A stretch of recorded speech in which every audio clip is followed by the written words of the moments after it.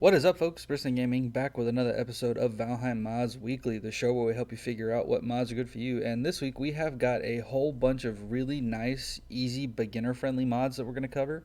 Mods that are going to help out the average new starter player until they figure out kind of how the game works and how building and stuff goes, as you can see with the mods that we're using. But before we jump into anything, I want to take a second to say thank you to everybody who has liked or subscribed because it does help out and it does mean a lot to me. But now, we're going to go ahead and jump in our first mod. And our first mod is actually called Bon Appetit by Rocker Kitten. And it's a really cool mod that adds two new crafting stations, as you see here. We have what right here is the grill. And then to the left, we have what is our stone griddle. So we got our grill and then our griddle. But this also adds in like 8 different new recipes. Oop. So we've got smoked fish, country fried lox. We've got glazed carrots, bacon, which is always so good. And then we've got some pizza. We've got pork rinds, a kebab, and some coffee, and ice cream. So we've got stuff that's, not in the game, which this is also really cool because as you see here, it does give different stats and stuff.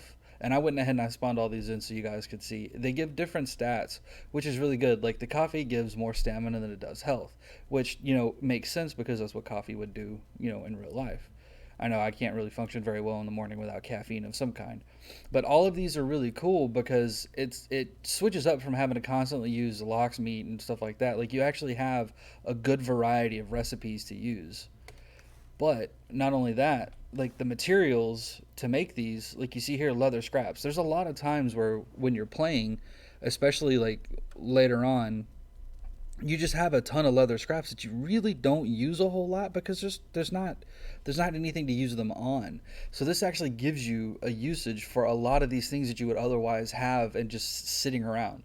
Now, like you're going to use the honey and the dandelions for some of the other meads and stuff, but this just gives you a nice easy little recipe to make stuff with, and the bacon like raw meat. So like it's just really nice like what it does with a lot of this stuff. And that's the stuff that you make in the griddle, and then you come over here to the grill, and then you can make the kebab. And you actually use bone fragments for the kebab, which I think is cool because it gives them a usage that otherwise is not really in the game.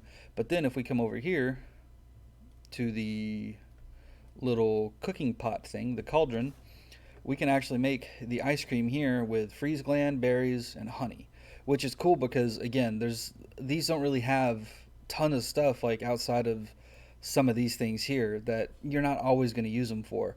And then the ancient seeds, which you'll always end up, or at least I always end up having just a butt ton of without ever doing anything with them.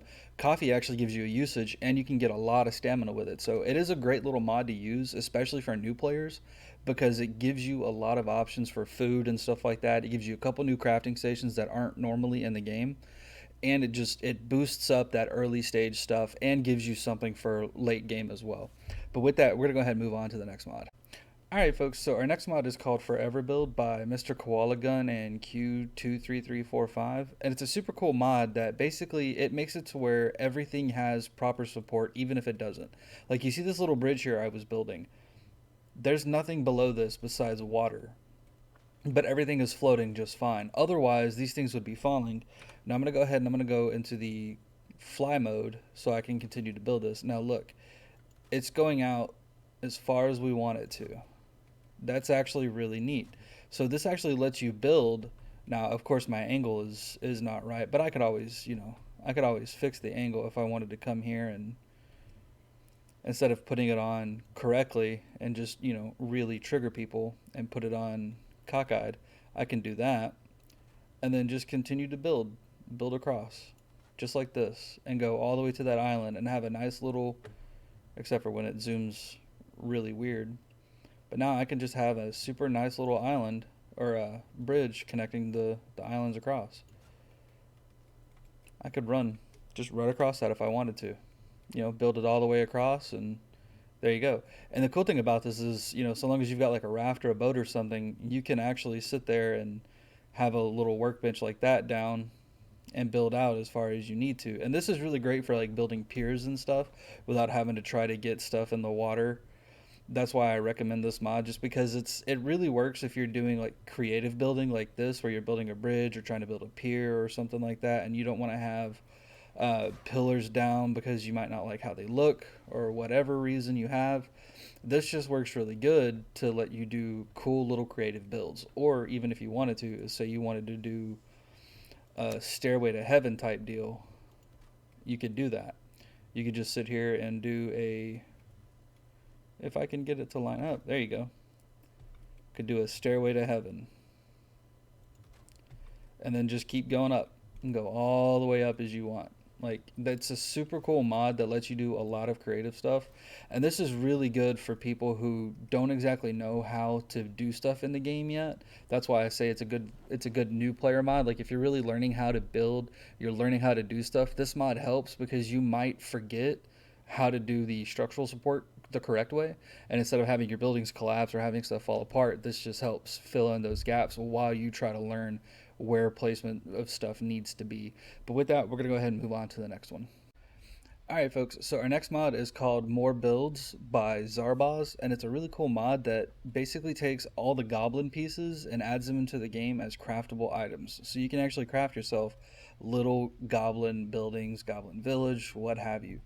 The other cool thing about this is because these things are not normal in the game, they don't have the same snap points. So you actually have a little bit more freedom on how you want to build these, on how you want to build stuff out. I don't have enough wood for that. So that's okay. We're gonna go ahead and we're gonna say spawn wood. We'll do 100 wood. And I'll show you what I mean. So we're going to take, and instead of building a roof, we're going to put a wall in. Now you see it's not snapping to anything. It's just free floating. So this actually lets you do really cool stuff on how you want to build it. Now you can actually, push it through and it'll eventually pop it out like that, but it doesn't have the same snap points like a normal build would. And these give you a little bit more function because you don't have to worry about what's going to look better, one side or the other when you're building. So you can do something like that. You've got all these different kinds of doors. You've got little goblin banners you can put up like that.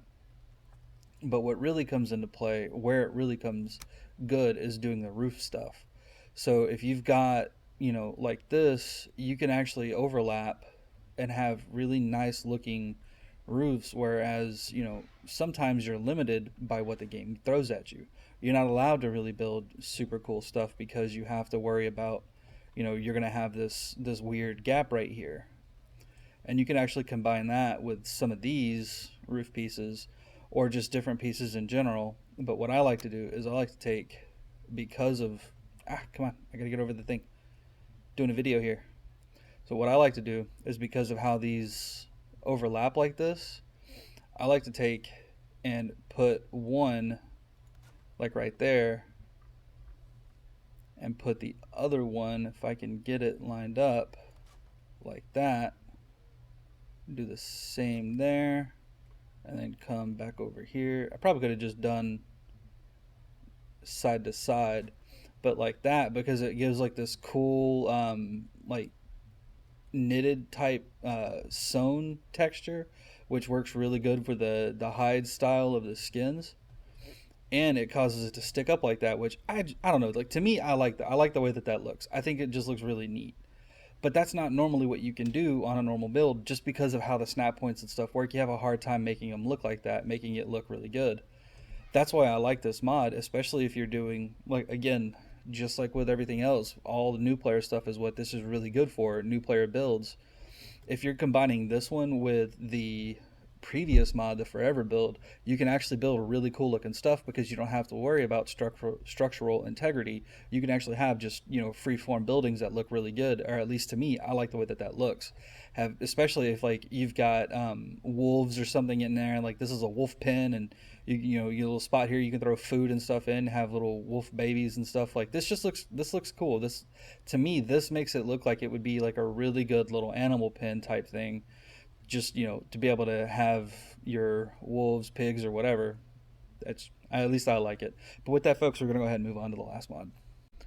Alright, folks, so our last mod is called Viking Starter House by Eclipsy, and this is a cool mod because it's super beginner friendly. Like I said, these are all beginner friendly stuff, and this is a cool house to get people started. It doesn't have all the crafting benches and stuff. It does have some storage, some signs here. It's got slots for all the different crafting stuff that you're gonna need. It does have the workbench, so you could build and stuff. And then you come in here.